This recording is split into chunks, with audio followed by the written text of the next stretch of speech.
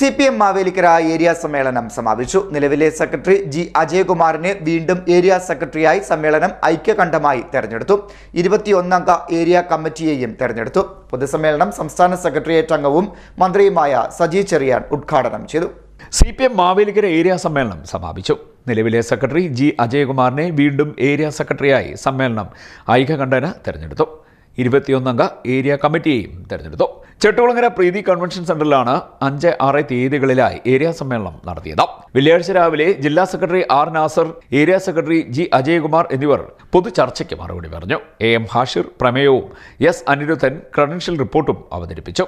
നേതാക്കളായ G Harishankar, A Mahendran, K Raghavan, G Rajamma, KH Babujan, ജില്ലാ നേതാക്കളായ K മധുസൂദനൻ, മുരളി തഴക്കര, കോശി അലക്സ്, ലീല അഭിലാഷ് എന്നിവർ പങ്കെടുത്തു. ജില്ലാ സമ്മേളന പ്രതിനിധികളായി 27 പേരെ സമ്മേളനം തെരഞ്ഞെടുത്തു. സമ്മേളനത്തിന് സമാപനം കുറിച്ച് വൈകിട്ട് ചെറുകര ആലുമൂട് ജംഗ്ഷനിൽ നിന്നും പൊതുപ്രകടനവും ചുവപ്പ് സേനാ മാർച്ചും സംഘടിപ്പിച്ചു. 100 കണക്കിന് ആളുകൾ ഇതിൽ പങ്കെടുത്തു.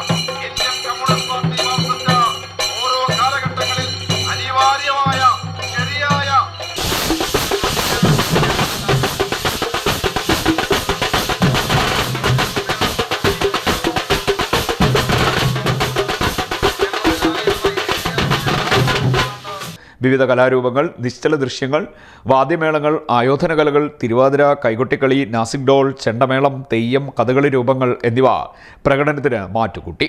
ചെട്ടുകുളങ്ങര ക്ഷേത്ര ജംഗ്ഷനിൽ നടന്ന പൊതുസമ്മേളനം CPM സംസ്ഥാന സെക്രട്ടേറിയറ്റ് അംഗം സജി ചെറിയാൻ ഉദ്ഘാടനം ചെയ്തു. 5 ലക്ഷമാർക്ക് വീട് നിർമ്മിച്ചു കഴിഞ്ഞു. മത്സ്യമേഖലയിൽ 24,000 വീടുകൾ നിർമ്മിച്ചു കഴിഞ്ഞു. പട്ടികജാതി പട്ടികവർഗ മേഖലയിൽ അംബേദ്കർ കോളനികൾ പദ്ധതി പ്രകാരം എത്ര ആയിരക്കണക്കിന് വീടുകൾ നവീകരിച്ചു കഴിഞ്ഞു. അവശേഷിക്കുന്ന ആളുകൾക്ക് ഭവനം കൊടുക്കാൻ വേണ്ടിയുള്ള നടപടികളുമായി ഗവൺമെന്റ് മുന്നോട്ട് പോകുന്നു. ചെറിയ കാര്യമാണോ? ഈ കേരളത്തിലെ സ്കൂളുകൾ എടുക്കുക.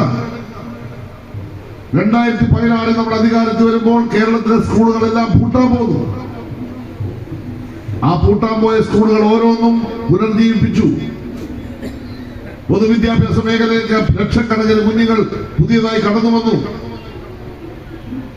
എല്ലാ സ്കൂളുകൾക്കും മികച്ച നിലവാരമുള്ള കെട്ടിടങ്ങൾ, മികച്ച നിലവാരമുള്ള ടോയ്ലറ്റ് ബ്ലോക്കുകൾ, സ്ത്രീ സൗഹൃദമായിട്ടുള്ള കെട്ടിടങ്ങൾ.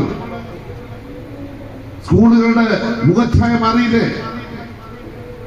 ഉന്നത വിദ്യാഭ്യാസ മേഖല ലോകത്തിലെ 100 യൂണിവേഴ്സിറ്റികൾക്കുള്ളിൽ കേരള യൂണിവേഴ്സിറ്റി അടക്കമുള്ള യൂണിവേഴ്സിറ്റി വന്നില്ലേ?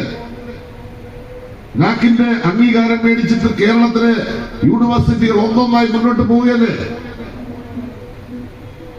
കേരളത്തിലെ യൂണിവേഴ്സിറ്റികളെല്ലാം ഗവേഷണ കേന്ദ്രങ്ങളായി മാറിയില്ലേ?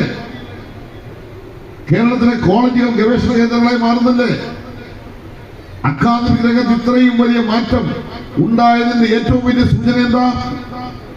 കേരളത്തിന് പുറത്തുള്ള, രാജ്യത്തിന് പുറത്തുള്ള കുട്ടികൾ ആദ്യമായി കേരളത്തിലേക്ക് വിദ്യാഭ്യാസം ചെയ്യുന്നതിന് കടന്നു വരുന്ന ഏറ്റവും വലിയ സന്തോഷകരമായ സാഹചര്യം ഈ ഗവൺമെന്റ് കാലത്ത് ഉണ്ടാകുന്നില്ലേ? 350ഓളം കുട്ടികളാണ് കേരളത്തിന് പുറത്ത്, ഇന്ത്യക്ക് പുറത്ത്, വിദേശ രാജ്യങ്ങളിൽ പട്ടികജാതി പട്ടികവർഗ മേഖലയിൽ നിന്ന് സൗജന്യമായി ഈ ഗവൺമെന്റ് പഠിപ്പിക്കുന്നത്. ഫിഷറീസ് മേഖലയിൽ എവിടെ വരെ പഠിക്കുന്നത് സൗജന്യ വിദ്യാഭ്യാസം ഈ ഗവൺമെന്റ് കാലത്ത് കൊടുത്തില്ലേ? ഈ കഴിഞ്ഞ വർഷം 2 കുട്ടികൾക്ക് 90 ലക്ഷം രൂപ മുടക്കി യൂറോപ്പിൽ പഠനത്തിന് വേണ്ടി വിട്ട ആദ്യമായി ഇന്ത്യയിൽ ഫിഷറീസ് മേഖല മത്സ്യത്തൊഴിലാളികളുടെ കുഞ്ഞുങ്ങൾക്ക് വിദേശ പഠനം ഉറപ്പാക്കിയ ഒരു ഗവൺമെന്റ് അല്ലേ Pinarayi Vijayan government. CDNet news Mavelikkara.